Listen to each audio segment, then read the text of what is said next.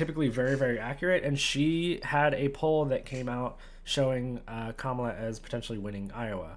Again, polling is not always the most accurate thing, but when you have certain people that have a good track record, it's an interesting thing to see. Iowa's not needed, but it is an interesting little flag. If it does go blue, it's kind of a really big indicator that things have shifted in a lot of different places.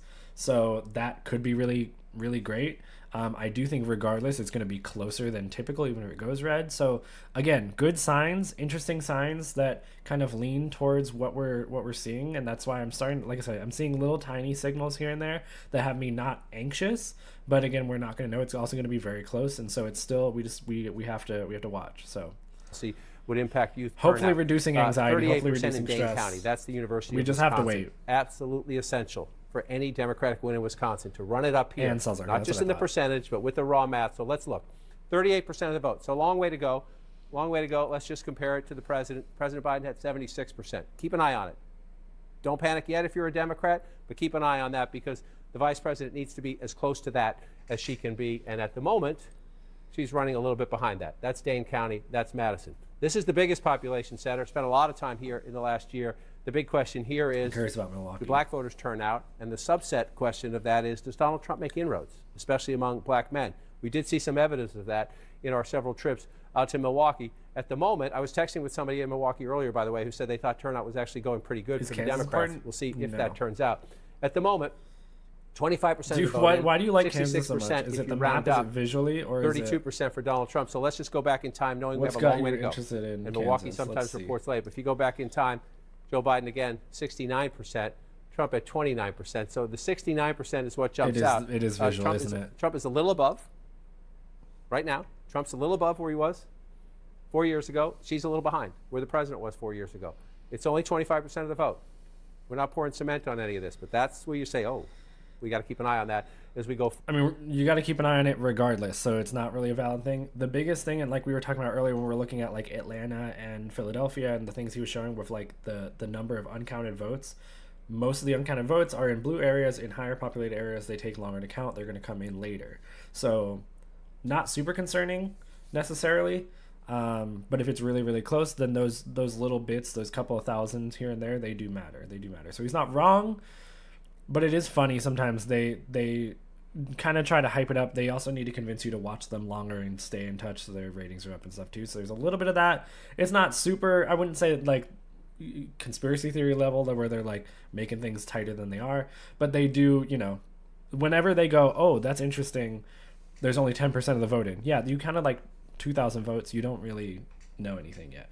You know what I mean? So Votes. a little caveat 4 years to before that. Agamon, he hi, cracked the welcome blue wall and in. became How you doing? We're doing president. some Donald election Trump won watch. Wisconsin by I forgot about Gary 22,000 Johnson. votes. That, welcome to Wisconsin. It's a state that tends to hang around the margins of 20,000 votes, which is why that is somewhat amusing to me. Earlier, she just put it up to 34,000 to shut me up. And there we go as we go through the count. See, again, in only Wisconsin, 20% very reported. early So there. he's Let's making come over to these Battleground, calls. Michigan. Let me come He's not back making for a calls, second. but he's making comparisons. And so See that? keep all of that in your head if it starts to stress you out. If they at all. stay that way, and it's early, it's early. Don't call your bookie. Don't make any bets. Don't pop the champagne. But you see Pennsylvania, Michigan, Wisconsin, right? Especially if you're looking at a map where North Carolina and Georgia are red at the moment. They're not done either. They're not done either. But if you're a Democrat, you're kind of a little, ooh, should we be nervous about this? Then you should be, wow, should we be optimistic about that? So let's take it away and see what I mean by that. Number one, let's just start to the east and go west. He's not Karnacki. Up to He's 32% good, in but he's not Pennsylvania. Karnacki. Long way to go. Long way to go. Just want to check on where we are in Philadelphia. Still at 26%. You get Philadelphia over 50%, then we can start to understand what the math is elsewhere as you go. But again, you see most of the rural areas filling in for Trump. That's his strength. That is his strength, and Pennsylvania is one of his best states. Population map of Georgia. Let's come up here into Michigan. We're Oh, still with only what's at 14% left to count, you mean? in Michigan. And we have our Yeah, I first don't know votes if out I of have a Wayne version of County, that. I'm and not it sure if shows anyone Donald has Trump as the access to lead in Wayne a County. map like If Wayne that. County's red at the end of I'm the night, assuming Donald maybe Trump's not. winning the presidency in a landslide. We're at 1%. So that's unlikely to happen. The question is, where does it end up? This one's more interesting. Macomb County, but again, 500 votes. 506 votes. Trump wants to keep it somewhere around there. Go back in time. You see he's at 53%. If Donald Trump can win Macomb County, it keeps him competitive. Keeps him competitive in the state. The higher above 50 he gets, it matters. This is one of the signature key counties for Vice President Harris and her Michigan chances. Oakland County, the birthplace of Mitt Romney. Used to be a Republican county when I started doing this. She's at 55% right now. They're just past half the vote. So look at the 55%. A little behind Joe Biden. That can matter. That can matter. We're not done yet. She's only 55%. A little bit behind. Biden had 434,000 votes when he won the county. And you're just checking on turnout. She's at 234,000 with about 54%. So you're in the ballpark of similar turnout. Let's see what happens as that comes in. And you're going to watch that number, but that number. Tiny changes in the margins can affect the battleground states. So Trump's at 43. Let's do it that way. Trump was at 42. Again, it's tiny. In the close states, tiny can matter. We'll keep an eye on that as we go through the count in Michigan. And then one more, I was already over there earlier. Let's come back out and see. So the blue wall at the moment is blue, and the Sun Belt states, which used to be reliably red and are now battleground states at the moment, are red. So we'll just check in, see if anything else came in. Georgia's at 79%. President's lead is 204,000. It was 240,000 a little while ago. President's lead has come down a little bit. I just want to remind everybody, in this hour, 4 years ago, Donald Trump was leading Georgia by about 244,000 votes. Joe Biden won Georgia when the votes were all counted. Doesn't mean that's what's going to happen this time. It just means you'd rather be ahead than behind, but we're not done yet. Let's come back up to North Carolina. We're at 63% in North Carolina. This count's coming up now. This count's coming up a little bit. You're at 177,000 vote lead. That would be a blowout. Anything in triple digits in North Carolina. Again, you go back 4 years ago, the closest of the battleground states Trump carried 74,000 votes then. You see how close it was, 50 to 49. And so let's come back now Georgia, and take again, a look. Most of the outstanding votes the blue are then Atlanta is where the blue area. is now, except for this one. Most of them are likely to this be one, Haywood blue County. leading. Well, we're only at 4%. If you go back in time, that was a Republican county. I look out there because, and if anyone's out there watching, we hope you're doing all right. This is an area of the state that was hit hardest by Hurricane Helene, and the state and the county officials and the local officials. I'm going to pause him. He bores me, but he is good. He's good. He's just Blue's Clue is gifted a tier 1 sub They've to got commentation. We'll probably open with them. 3090. Blue's Clues, thank you for the gift to have given 2 Agumon. gift I appreciate subs in you. the Let me scroll up channel. and see. I need some. I'll leave that up while we are talking because I did get that. If you go to 538.com, they have a lot of polling. They also will look at some other things too.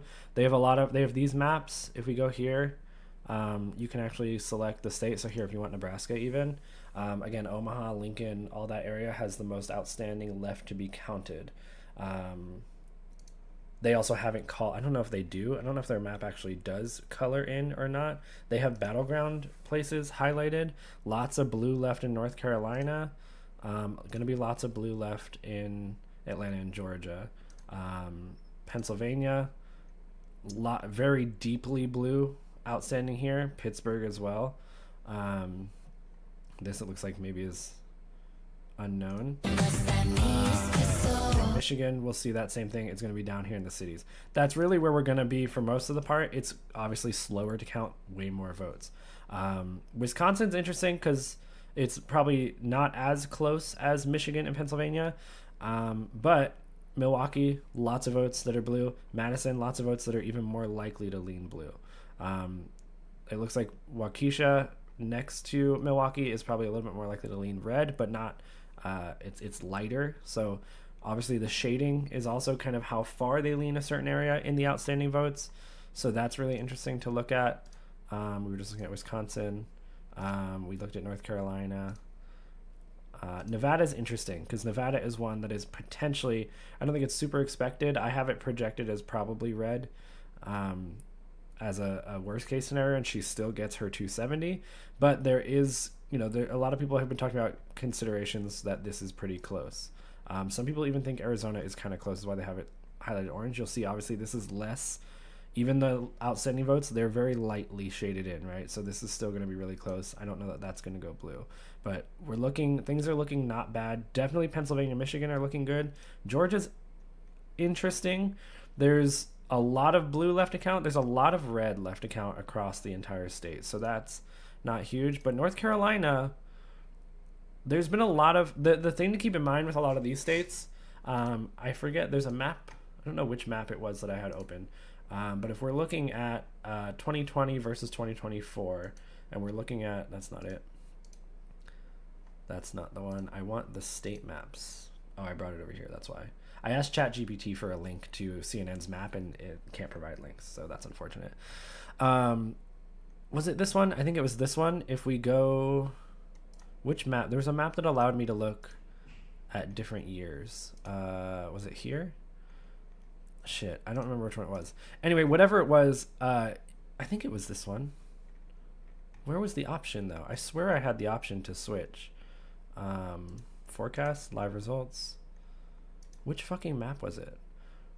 I don't know. Whatever it was, that showed the changes in electoral votes that are based on population. A lot of the blue states have gone down in population, and a lot of these states have gone up in population. A lot of people have moved, especially because of COVID, when all of that happened. Poor economy, when lots of jobs are lost, and then prices and stuff have increased, and cost of living is up. A lot of people have moved from blue areas, typically also voters that statistically also vote a little bit bluer, right? A little bit more left. Have moved out of those states and into places like Georgia because Atlanta is very affordable. A lot of people have moved to North Carolina because North Carolina is very affordable. That's why these are starting to be more battleground. And it's also an indication, like within the last 4 years, a lot of people have made that move.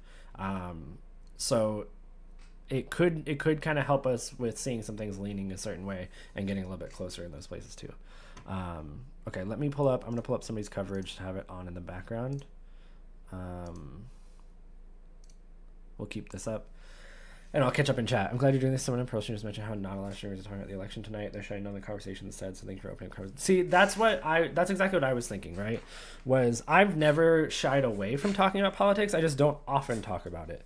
But I was going to watch this anyway by myself, right? Or me and my husband were going to sit and watch this, right? And I watch it every year, and I get really excited, and I also stay fairly up to date on a lot of information, more so than the average person does, because it is a little bit anxiety-inducing, it was a little bit stressful. I love this kind of stuff. So I was like, you know what? Even if only a couple people wanted to come in just to get updates from someone that is not, you're watching CNN and they just tell you the numbers and move on. Maybe we can look into reasons for things, or we can check on other information, or if we've got questions, we want to look at specific things on our own.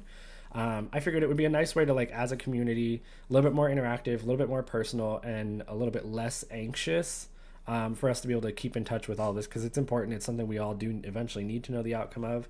Maybe this is a lower stress way of us being able to stay in touch of all these things, and keep on watching this without losing our minds, and also without being confused. That's the other big thing. Joy's wondering if anyone would even show up. Listen, please. Also, thank you again for the gifted sub to Agumon. I appreciate it.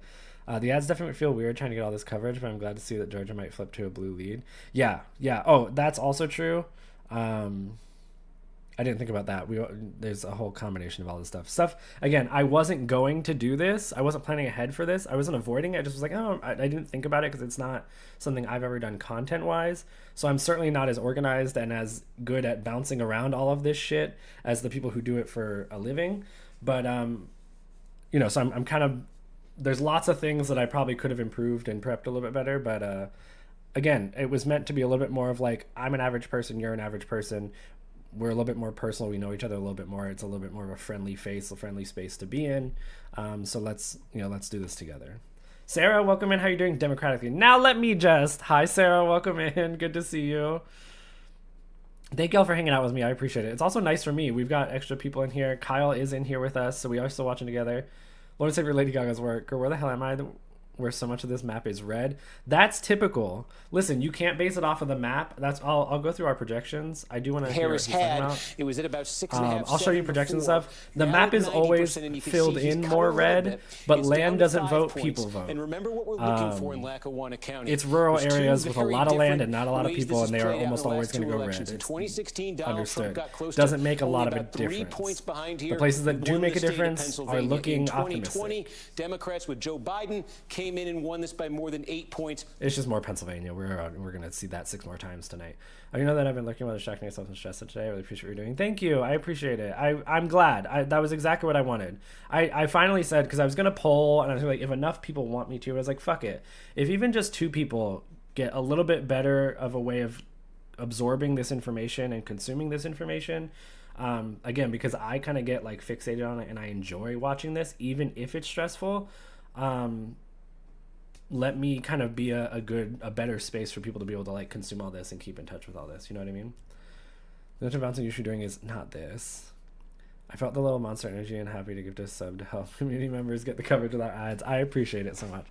No, circle but Taylor and Beyonce getting the girls of Pokemon go to the polls and we're still not devouring. Listen, some of that, we can talk about that too. Some of that is because, let's be honest, Kamala Harris's campaign was not a good campaign. She was not campaigning on things that were like, she was a Democrat running with the thing that she talked about the most being a Republican border bill on immigration. It was written by a Republican, and she's bragging about it and talking about it a lot. Sure, it's something that she should touch on and she should mention. Like, she should definitely be calling Trump out that they were going to pass a law, and Trump is the reason it didn't because he said not to so that they wouldn't get a win. But she should not have been campaigning on that as her main thing. The other thing is, her campaigning on Israel-Palestine was really not good. She wasn't campaigning the way Trump was, where he was like, I'm going to tell Netanyahu to do whatever he needs to do. We need to end it. And the people who are stupid thinking he means he's going to end the war, but he means he's just going to let them bomb more so it ends sooner. But her messaging was not good. Her messaging was a lot of, Israel has the right to defend itself, these horrible attacks, lots and lots of detail about what happened October 7th, which, yes, was horrible. And obviously any nation has a right to defend itself. They're no longer defending. They're now on the offense, and they are now, why does Palestine not have the same message of they have the right to defend themselves? And then she would say, also the atrocities in Palestine, or what's happening in Palestine is horrible. So she did lots and lots and lots of details and very focused on Israel and gave like a little toss out. For people for people that are separated from that, they go, what do you mean? She said good things about both. For people that are actually interested, especially, we were talking earlier, Michigan has a very large Arabic voting population in Dearborn, Michigan, a really big population that makes a difference. A lot of them, understandably so, are finding it hard to vote for her, even though they don't want Trump, because she's actively involved in what's happening anyway right now, and her messaging doesn't seem like it's going to be that different than what Joe Biden is doing, and Joe Biden arguably is not doing much. So a lot of that is why a lot of this is really close. She's not campaigning well. Not only that, but not only is she focusing on those things, she has things that are policies that she does have, that she does support, that she should have been pushing. She talked about expanding Medicare. That's huge. That's really popular. Expanding Medicare for like at-home care for elderly people, at least, is something that is really popular across the board, even for the average Republican, right? Her entire situation of controlling prices. There's a really good way to run a story on that isn't the way Republicans went crazy and talked about price controls. That's crazy. The government's stepping in. No, she's going to go after price gouging and profit grabbing by companies that are selling food and basic necessities people need to live, right? Those are popular. Those are things that help the average person. Also, in a lot of the polls, most people are talking about it's really fucking expensive to live right now. Groceries are really fucking expensive. Those are all the things that people are worried about. Most people are worried about. The average person is worried about. The average person doesn't really give a fuck about what's happening in the Middle East. The people that are related to it, yes. But the people that aren't, Americans don't really give a shit.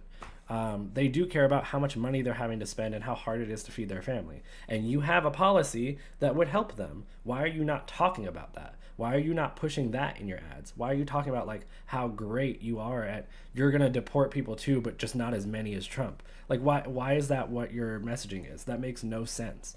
And then they just started holding hands with Republicans and being like, I'm going to put a Republican in my cabinet. They held Republican town halls, like as if they thought the way they were going to win was pulling Republican votes, when the way they would have won even more is all these people that are sitting at home, or these people that are voting third party, or they're not voting for president at all because of issues like Gaza and certain other things where she's not standing out. She's not campaigning on things that she looks like she's Republican light, right?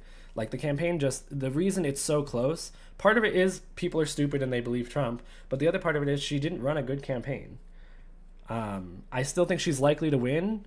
I still think that she has a good chance. I think there's lots of good signals that I'm seeing, but it shouldn't be this close, and that's why I'm annoyed that the campaign was run in a way that she made it this close. I mean, think about it. When she switched, when Biden dropped out and she stepped in, she had a massive lead.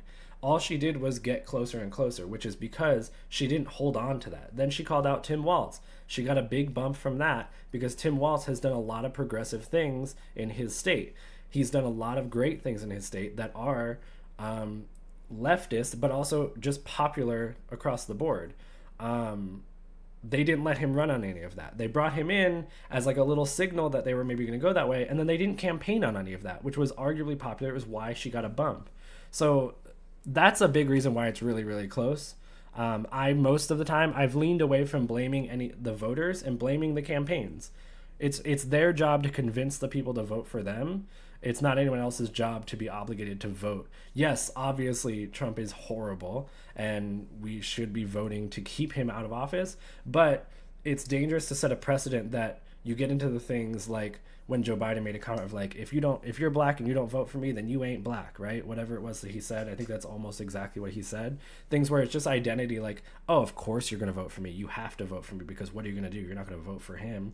And that's not a good way to like run elections and campaigns. So I am certainly not holding anything against, especially Palestinian voters, Palestinian American voters, voters that just have connections to family and friends in the Middle East and in Palestine that are finding it hard to give her a vote on an issue like that. The economics issue is a little bit iffier because you can still look at the policies and say hers will be better, but she's not running on it. She's not pushing it. That's an issue too. Most people don't take the effort to go look into things. I want to pull up the statistics at some point. I know we've been out of coverage for a while, so I do want to hear some things before we jump into anything else. I want to look at the statistics of what people were looking up today on the internet when it was the day of the election. Single self-identified finger wants to meet a cute Mexican Jew. Not this. To get me another passport is crazy.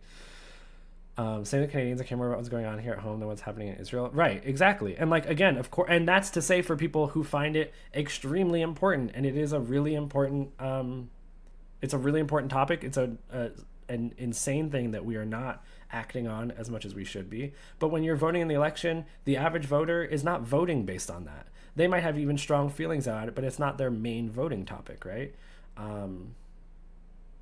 There's just things like that are bad about the way she ran her campaign. I think she could have held on to that momentum better if she got more progressive. 100%. That's why she got the momentum. That's why she got the bump that she did. All right, but we were like secular choice.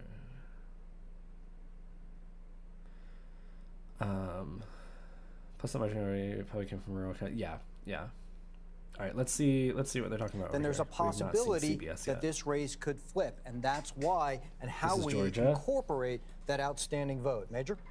And want to show, Anthony, the needs and our current estimate as the race stands right now based on the information we've received to date.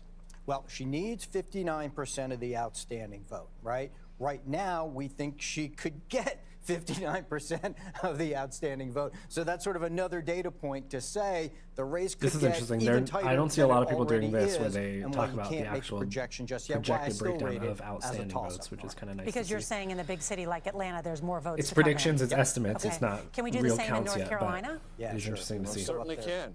All right, so here's North Carolina. Now, it's let's a nice do the outstanding version of vote coverage here to get some because insight it's somewhat of a similar story, right? In and around Raleigh, you see the large blue circles, Wake County, okay? So you even see some here in Durham. So those are Democratic areas, and those, if they come in, and they come in for Harris. But I will add this, it's not just the percents, though. She's got to get the turnout there in order to catch Trump, because what you also see is around Charlotte here, see these large red circles? That's a lot of Republican vote that could still come in. 50,000 votes there. Major, go ahead. Look at Mecklenburg County. That's what's remaining there. That's one of the things that the Harris campaign has to look at and say, boy, they really need to run up the margins in Mecklenburg County because you almost have 500,000 votes outstanding. Wake County, 156,000. We can actually put numbers on this. Guilford, 133,000. So there's areas really need to come in strong for Harris. One of the problems, go back to the regular map, Anthony, that Harris has run into. Look at these counties right here. And then, Anthony, go through the history on those counties. Yeah, sure. Now, in these places, you do typically see a Democrat might do okay. But on almost every single one of those, Harris is running slightly behind Joe Biden. This is an accumulating problem for the Harris campaign outside of Raleigh and Charlotte. These other areas, historically strong for Democrats, stronger These are for both, Biden again, keep in than they mind, have Georgia been and so North far Carolina, tonight they're for not Harris. needed. They would And be Biden great lost bonuses North for her. Carolina. Correct, by 74,000 votes, she's yes. Underperforming. John Dickerson has some exit polls, but before we do those, can we just take a quick look at Michigan? Because that blue wall, Michigan and Wisconsin, that the Democrats are banking on in order for her to become the next president of the United States. So 17% in. We're still waiting for a lot more data out of Michigan for sure. But Anthony? Well, what's going to happen here is we're going to tell a similar story and see if she gets turnout, especially in Detroit, it's Wayne County. You're going to hear a lot about that as the hours go on tonight. Oakland County as well. So we don't have data. We got commentary. That'll be nice to see. I do want to show you this, though. We also have just to give you some the people speaking at polling context here. places. I'm going So to go let's back take a to look over Michigan for a there second. before we jump in. In Charlotte. Let's get more on North Carolina from Pamela Brown, who's at the voting desk. Pamela, what can you tell us? Yeah, I'm just getting off the phone with an official in North Carolina there. This official says, look, first and foremost, it's going to take some more time to get results from across North Carolina's 100 counties. He said that this is going to be close. It's going to take some time. There are counties that haven't reported yet that are red, and there are counties that haven't reported yet that are blue. So let's dive a little bit more into the numbers we have. Wake County, this is the most populous county in North Carolina. It's right here. I'm told so far more than 510,000 votes have been reported. That's according to the state's dashboard. So for context on that, there's 830,099 registered voters. So that's the most. It's likely going to be a lower number in the end. So they're actually making some headway there. But over here, in Mecklenburg, the home to Charlotte, they're having a logjam uploading the numbers to their site, I'm told, so far. And things are moving quickly, so this could change. But just a second ago, before I came on air, there were more than 84,000 votes reported so far. And for perspective, there's 857,354 registered voters in Mecklenburg. So that's a very small fraction at last check that, that we're seeing bear out. So she's talking there a little bit of the process of how they get it. The big reason that they have so much more interaction, so much more of a built-in interactive map, first of all, that's slightly new over the last couple decades. Over time, they kept investing more and more into these things. But if you look at any of these cameras, right? Let me see if we don't have a camera angle right now. But in any of these where you see behind them those desks full of people sitting at computers, sitting at desks and working through things, those people are actively going to all of these websites, pulling them in and uploading them to their own map, right? So they have an entire, these maps that CNN, MSNBC, all of them use are their own maps. They then pull from sources the same way that all the rest of them do, directly from each of the states obviously uploads their counts as they go through them.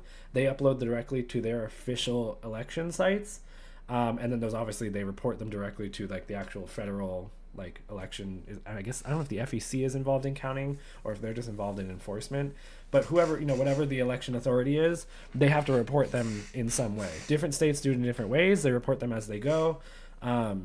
Some of them report them in big chunks or at 100% in certain small areas. They'll count everything and then just dump it onto their site. So that's how they'll count actual counted votes. The way that they get certain amounts of these outstanding votes, those are not, I wouldn't imagine, I don't think there's a way to get that perfect count exactly how they understand, but they're able to project that and understand the number they do know is outstanding.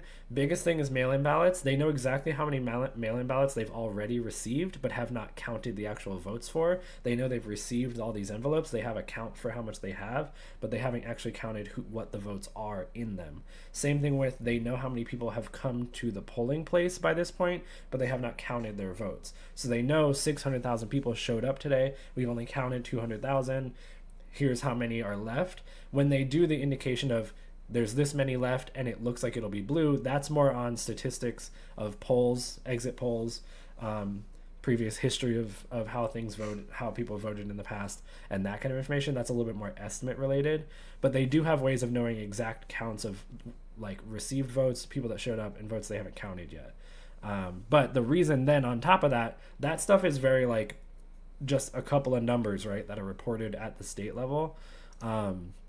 But then MSNBC, CBS, ABC, CNN, they have an entire massive team actively working on making sure their maps are graphically designed in a way that they can drag them around and do all this stuff, but then also updated with that data that they receive from those official sources. That's why you'll see some of them have different amounts at different times sometimes. Some of them are faster at getting them from different sources, pulling them from those websites and things.